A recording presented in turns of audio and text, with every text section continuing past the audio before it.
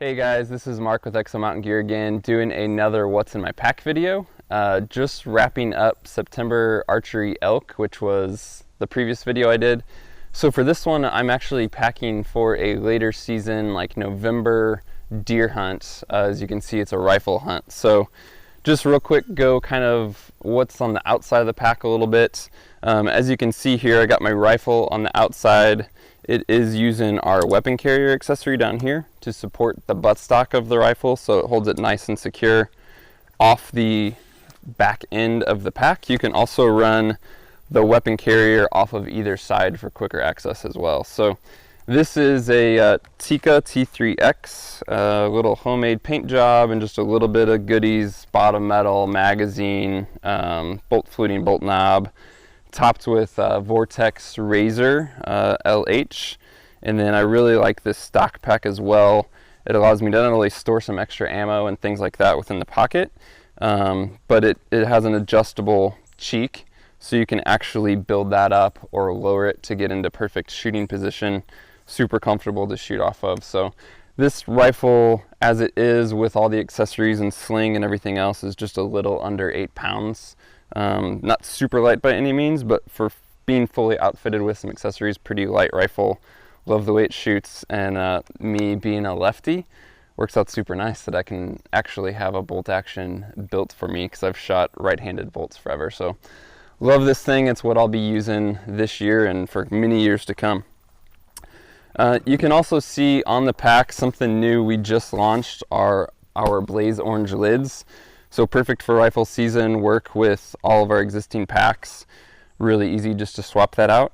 And then we also have a Blaze Orange crib load panel, which you'll see it's currently between the pack and frame, but you can run that out of the bottom of the pack frame and actually hook that over and have the back of your pack be in blaze as well. So start to diving in within the lid itself. For me, I just like to keep quick essentials. This is my electronics pouch. So this will hold everything from my headlamp, my external battery pack, my Garmin inReach when I'm not using it. When I am using it, it's clipped to the outside of my pack.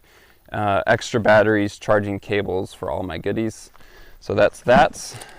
TP and wipes, always got to be handy for sure.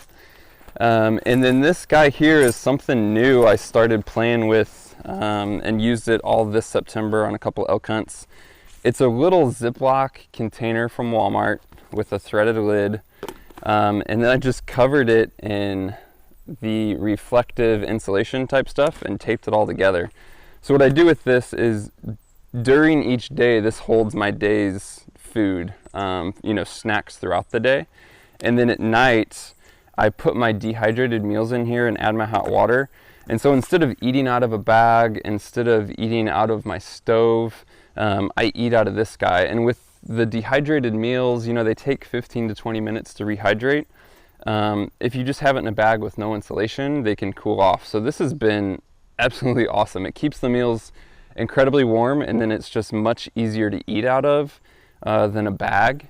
And then it's super easy to clean. So it weighs next to nothing, just a little homemade job, but I've actually really liked using it. And then within the lid, I just also keep my spoon. So for me, as I'm accessing food throughout the day or need my TP or any of my electronics, a lot of times that's what I'm putting in my lid. Sometimes I add my water filtration system to the lid. Right now I'm running that in one of the lower side stretch pockets. So for water filtration, I run the Sawyer squeeze filter, a Sawyer squeeze bag, which actually just failed me on a recent hunt. It was a few years old. So just a tip, always have a backup. I do always carry 2 dirty bags. So my second dirty bag is a platypus bag. It's been super reliable. So that's pretty simple water filtration system.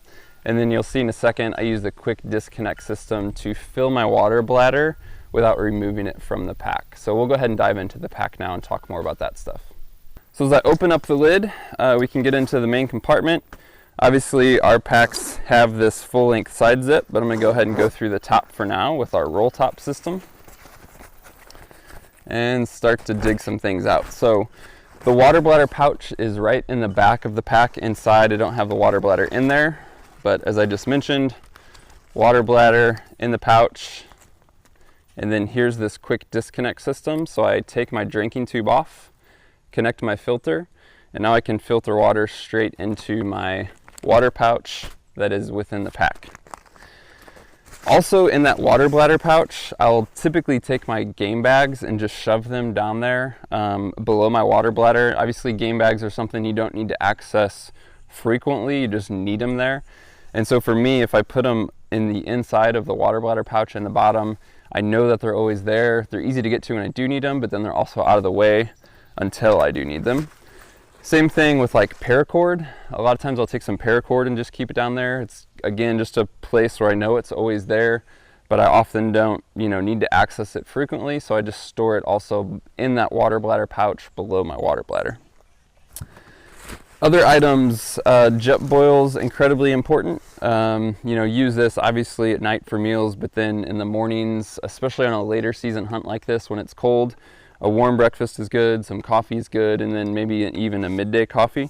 So a lot of times I'm going to store this right within the zippered compartment here and just can have quick access to it throughout the day. So this is just an old Jetboil Soul TI. Unfortunately, they no longer make it, but 11 ounces or so, and it has been a bomb-proof stove, unlike some others that I've tried. This bag here is my little bag of everything. It's my first aid kit, my repair kit with things like tenacious tape, wrenches for my scope or for an archery hunt. I have some bow-related items in there as well, including extra deglet material, extra serving, again, more Allen wrenches for my bow. Also medications, Tylenol PM, as I mentioned, all my first aid kit stuff. So this is just kind of a do-it-all. Keep my toothbrush, toothpaste, everything's in here. Just essentials, fire starter, matches, tinder. This little pouch is kind of survive anything type stuff. Getting into sleep system, use the Sea to Summit Aeros pillow quite a bit. It's worth a couple ounces, incredibly comfortable. I actually had one blow out, and I think I might have mentioned this before, but it leaked, and actually, A, Sea to Summit was really good to me in getting a replacement, but then B, for you guys who have these, they said to store them open. Don't store them closed, don't keep that valve closed, because what happens is moisture gets trapped in there, and that's what degrades the internal bladder over time. That's why you'll get leaks. So pro tip, store that puppy open. This sleeping pad right here is key. It's incredibly comfortable and super, super warm, especially for a later season hunt like this deer hunt when it can be quite cold. So this is the Nemo. It's the Tensor Field insulated pad, so it has Primaloft insulation. This happens to be a long version. Incredibly comfortable, like 3+ inches as it's blown up, pretty easy to blow up. Just one valve here. I've been using this pad for 3 years now. It's been out for a couple of years, but I had a prototype early, and it's just been bomb-proof. Just feeling it, it's constructed much more burly, so it's not the lightest pad on the market. I actually ran a much lighter pad just to test it on a Colorado hunt this year. It was comfortable, but it blew out quick. So just be careful about how light you go with sleeping pads, both from a comfort perspective as well as a durability perspective. This thing has been bomb-proof, including a lot of use in floorless shelters. Sleeping bag is a Katabatic quilt. Talked about this in my last video. These are the connection straps for the sleeping pad. I often connect them directly to the bag itself, just so I don't lose them, but this is a Katabatic Gear 22-degree quilt. It's a long, wide. For a quilt, it has quite a few features that others don't. Heavy-duty snap in the back to really secure things. Nice baffle up front, which you can bring up around you so you're not getting any drafts. And then going back to those cords, I just love the attachment system on this. So these cords go around your sleeping pad, and then you just secure them with a quick draw. And then on the quilt itself, there are these little clips that you just connect to the cord system. And there's actually 2 different ways to connect it. The first one is you're going to connect it to the cord, but the quilt's going to be able to slide along the cord, which is nice if you want to push the quilt out of the way and maybe vent it. But then when it's super cold, you don't want to make sure there's any drafts, there's another smaller area here, and when you lock that smaller section onto the cord, it will not move. So you can tuck it under you, really lock it down, and make sure you don't get any drafts. So this Katabatic quilt has been absolutely money. Also within the pack itself, shelter. This is the Nemo Hornet 2-person shelter. Talked about it again on a previous video. As you can see, a lot of times I just loose pack all this stuff. So I'll shove my shelter down in there, I'll shove my sleeping bag down in there, not use compression straps, and just really let it fill all the voids. And then as I load gear on top of it, and then use the built-in compression straps on the pack, it just packs really well. So Nemo Hornet 2-person tents. The poles for that I will keep in one of our full-length side pockets. So coming down here from the top, and you can disconnect these buckles. I will keep the poles in there as well as the stakes for the tent. And then as you can see, same pocket on the other side, full set of trekking poles. These are the backcountry carbon poles from S&S Archery. I'll run those in a side pocket as well. Within the pack itself, you can see one of our stash pockets, and then it's in this Velcro lining, so you can keep that secure. For me, this is things like license and tag, you know, my ID, my wallet, and then knife, Benchmade Altitude. Been really happy with this knife, especially after using it a bunch more this September. This is my sharpener for that knife, just for quick touch-ups. It's a DMT Diamond Duo, so it's a fine grit and a super fine grit. Just a little quick in the field sharpener, does a great job on just refining the edge. And then just a couple extra little spares in there as well. So that's most of the stuff inside the pack. You know, we have our full-length stretch pocket on this side. For me, the sitting pad is always in there. It's especially helpful on a later season deer hunt like this. I'll be covering some country, but then doing some sitting and glassing, and so just having a little pad to insulate from the ground is always handy, and putting it right up here is the perfect spot. I'll also use that stretch pocket for layers just throughout the day as I'm taking things on and off as the weather changes, as my activity level changes. That stash pocket is a great place to store clothing layers as well. So speaking of clothing, we'll get into that here in just a second and kind of show you what I use for more of a later season type hunt. So getting into clothing for this hunt, and obviously it's variable, you know, for this deer hunt and being in November, it might be wet, it might not, it might be 60, it might be 20. So I'll be making some last minute calls on things like rain gear or certain levels of insulation, but in general, for average weather for this type of hunt, this is kind of the setup that I would use. The merino boxers from First Light, pretty much on every hunt they're going to be there. Merino long johns may or may not make the pack, just depending on the level of, you know, conditions. I don't wear them much, but when things are cold, these are super valuable. A super lightweight merino top. Again, sometimes it's warmer, or if you're just doing high exertion, like you actually get to pack something out and you're covering some ground.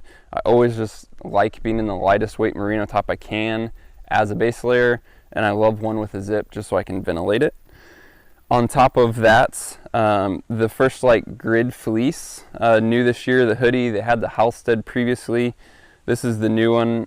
Forgive me if I'm wrong. I want to say it's the Wilkin. I'm horrible at names. Klamath. It's the Klamath hoodie. I absolutely love this piece. You know, again, grid fleece, hood, nice little quick access pockets, and the fit on this thing is absolutely dialed. So the Klamath is for sure a favorite piece this year. And then I get into the First Light soft shell system. So I believe it's their Catalyst. Yes, it is. So the Catalyst pant is going to be perfect for something like a November deer hunt. It's a soft shell, which I've had previous soft shells from First Light, like their old North Branch, but just, you know, there's some noise on those, but these are dead silent pretty much. I absolutely love these. Just one thing is, for me personally, they don't come in a tall yet. I wish they did, but I can get around that, which we'll see in a bit. But the pocket layout on these is great. The warmth is late. Micro fleece on the inside. Good weather protection. So for something like a November rifle deer hunt, perfect. And then the same thing with that soft shell top. Again, fit on this piece is really dialed. The hood is really good. Pocket layout's great. So I just love the Catalyst series this year from First Light. Between the level of warmth, the level of protection, and then how quiet these pieces are. I think they're phenomenal. As you can see, I do a lot of solids, especially on, you know, later season hunts, on rifle hunts. I'm not too camo crazy.